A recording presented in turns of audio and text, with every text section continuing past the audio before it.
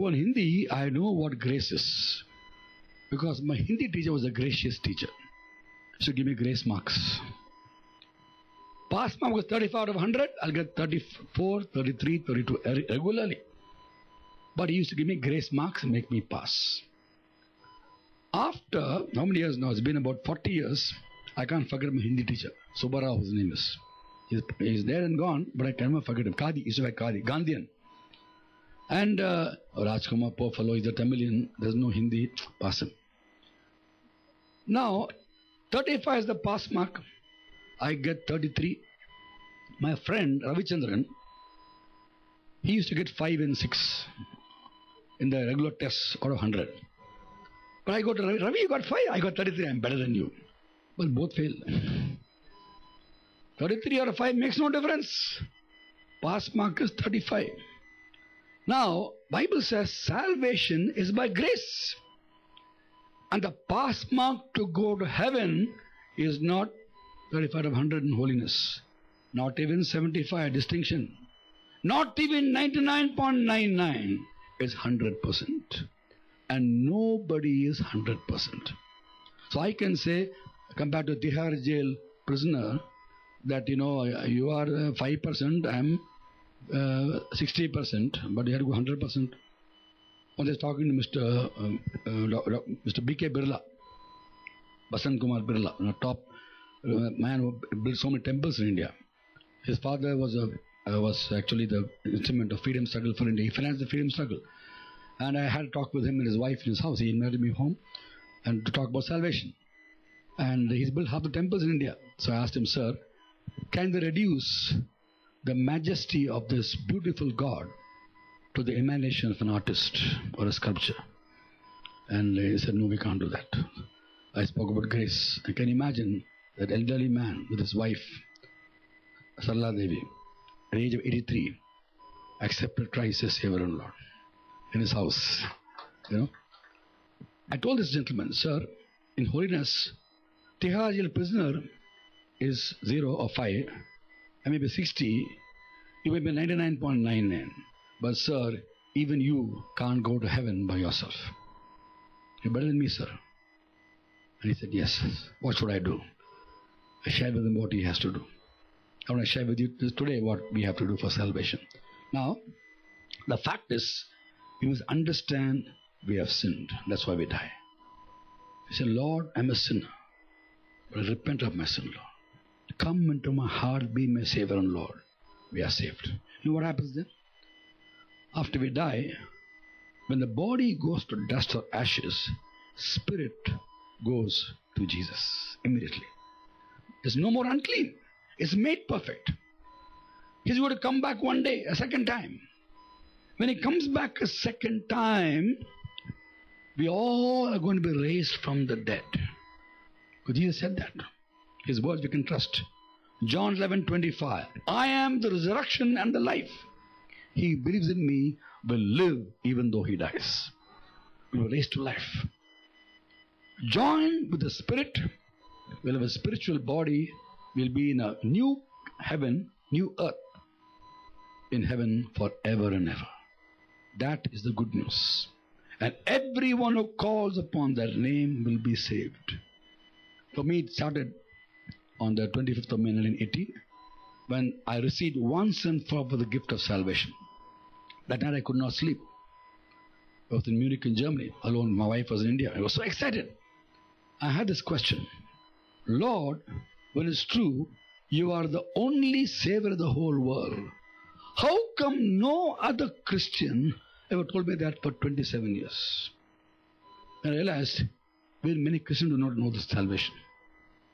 Many Christians do not know about salvation. They're born in Christian families but don't know it. They're born to parents who are doctors. They become a doctor automatically. I had the experience of going through medical college, right? I praise God for people like Pavitran. 27 years I never heard about Jesus being my Savior. As a staunch Hindu Brahmin. I have many Christian friends in school and college. No one told me. I praise God for this gentleman who took the initiative to organize this meeting out of concern for you, out of love for you. You will hear this good news. Romans 10:39 says, everyone who calls upon the name of the Lord will be saved. How can they call upon one they have not believed in? How can they believe in the one of whom they have not heard? How can they hear unless someone preaches to them? And how can they preach unless they are sent? Here are questions in the Bible. I have one more question. How can they be sent unless they are willing to go? And I chose to go when God asked me a question in June 18. Will you go where I send you? Will you speak what I put in your heart? I said, yes, Lord. From that day until now, He has taken me to 46 countries of this world. And all over India I've been sharing this good news. One of the first persons to which I could share the word of God after accepting Christ, to share the word and build up people, was in 1983.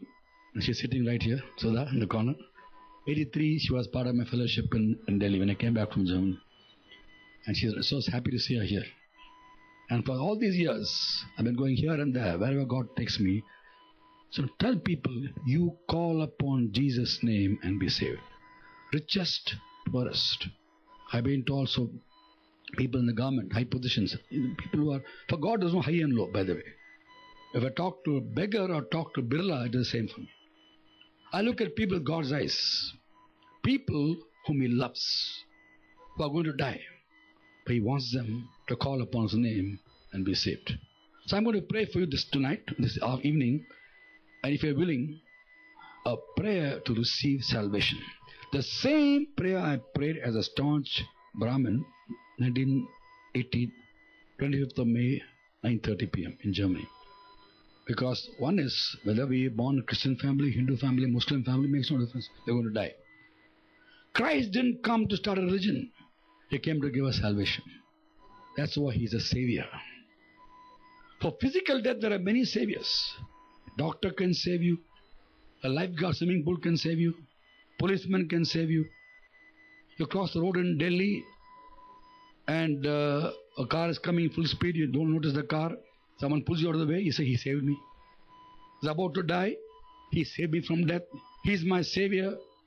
Today I experienced salvation. By the way, in Delhi, crossing the road successfully is a minor miracle. There are many saviors for physical death. Only one savior for spiritual death, and He is Christ. Acts 4:12 says, salvation is found in no one else, for there is no other name under heaven given to men by which we can be saved. And therefore, this evening, I like all of us who are not sure of your salvation, to call upon that name.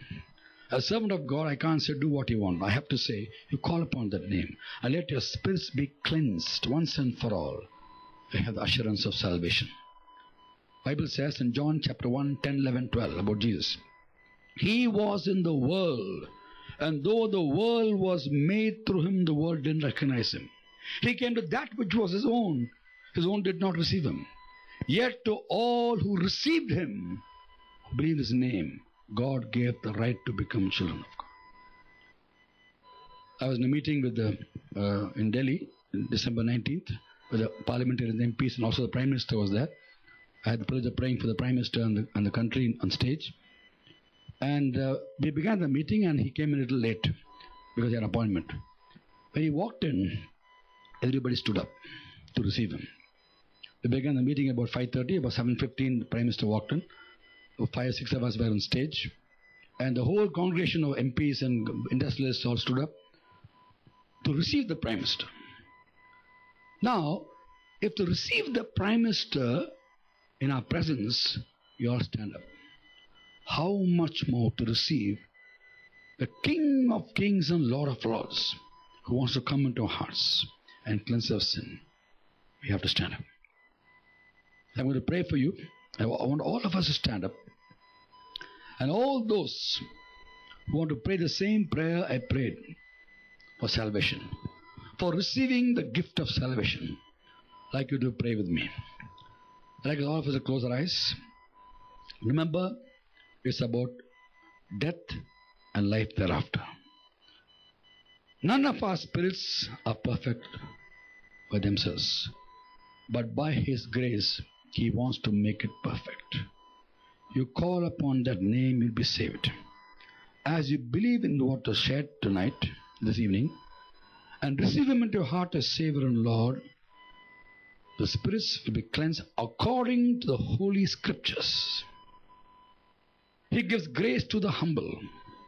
He resists the proud. Let's accept the fact we're imperfect and receive this gift. I'm going to pray with you. And if you want to receive this gift by prayer, by repeating after me, please do so. Someone helped me pray 31 years ago. Since then, for 31 years, I've been all over the world. I've been going, sharing the good news and praying with people to receive this gift. As the eyes are closed, I want to pray after me. And all those who want to pray with me, as your eyes are closed, just lift up your right hand. Just lift up your right hand. God bless you. Keep it raised. Keep it raised.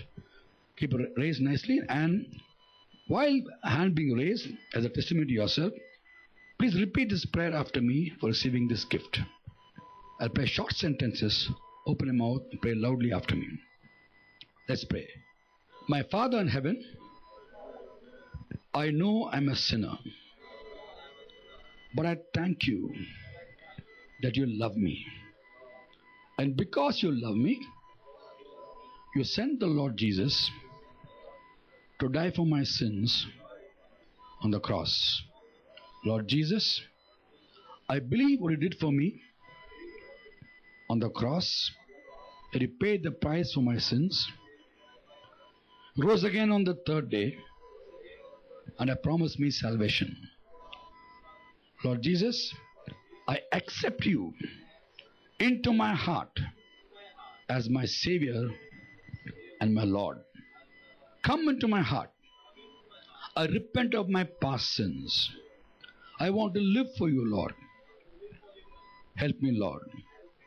Thank you for the gift of salvation which I am receiving right now, which you will never take away. Thank you, Father. In Jesus' name, amen. Put your hands down, remain standing, and I'll pray for you. And just listen to my prayer and we say amen together. Heavenly Father, I thank you, Lord, for your children here this evening. I thank you, Lord, they've humbled themselves, Lord, and turned to you, Lord. I thank you, Lord. No one who trusts in you will be put to shame. Lord, you'll honor them, Lord. Let them enjoy your peace. Let them have your joy. Give them wisdom and strength to live for you. Grant them success in whatever they do, Lord. As they live for you, Lord, teach them your ways. And I pray, Master, for them and their families too. They'll all have the joy of salvation and live for you, Lord. I commit them to your hands, to the word of your grace, which you build them up, Lord. Thank you, Father, in Jesus' precious name. Amen. God bless you. Please be seated. We have some time for questions, and please ask me questions about practical life. I'll talk to my own life. These 31 years as a Christian, as a follower of Christ, I have not had one moment of anxiety or discouragement, because God loves us and He has the best plans for us. When you live for Him, you enjoy this relationship. It's a relationship. So you can ask any questions about practical living in this world, and I'll be happy to answer.